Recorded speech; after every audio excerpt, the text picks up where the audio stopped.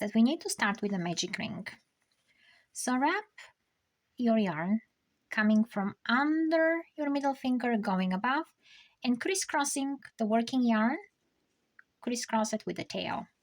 Go under the tail again, grab your working yarn, and now you do your first chain here.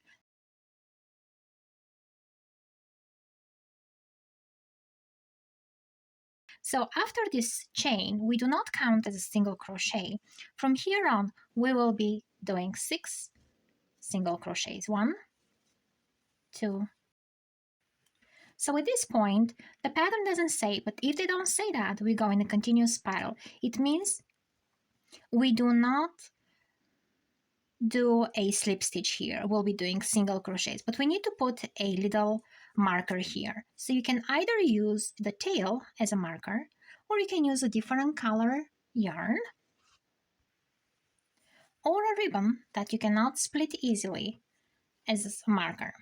So once you're done with the end of the last stitch here, you put your marker under your crochet hook and the working yarn, and now you can go into that first stitch here and do your first single crochet. And I tightened too well here, so I'm gonna grab an even thinner hook so I can go through the stitch. So do not tighten too much before you do that first increase. So here's our first single crochet, and here is where the stitch marker is supposed to go.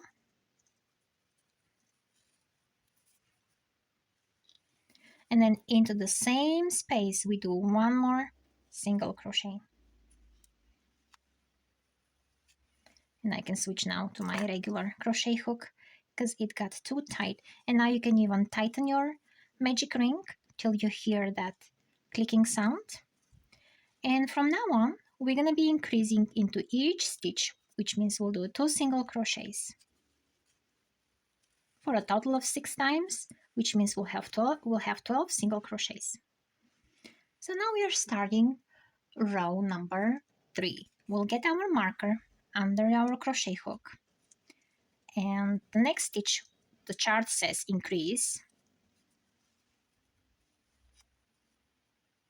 which means 2 single crochets into that stitch, and the next stitch will get 1 single crochet.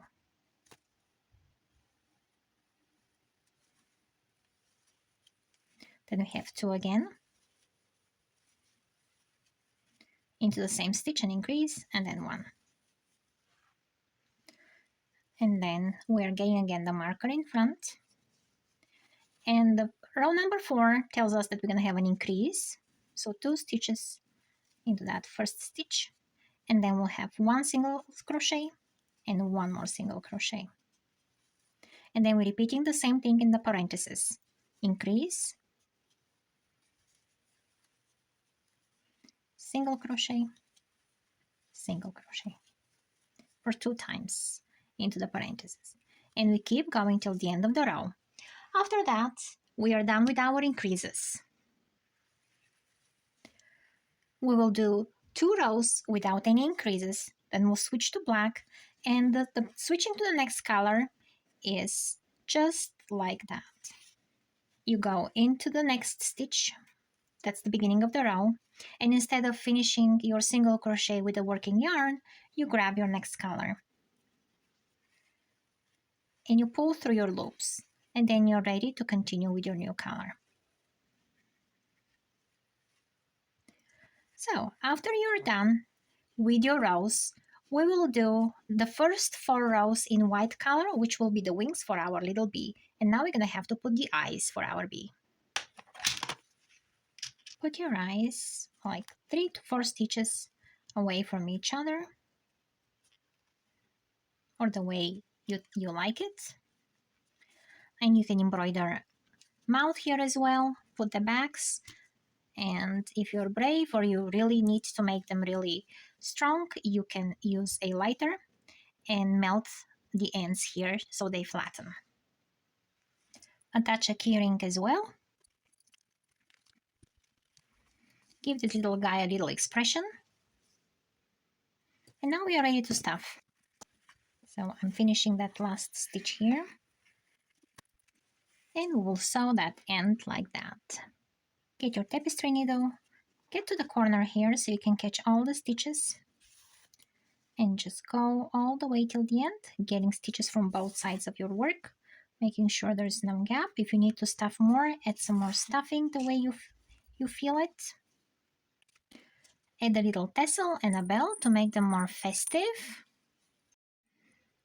And the wings are the first 4 rows. We're gonna sew them just like that in the back.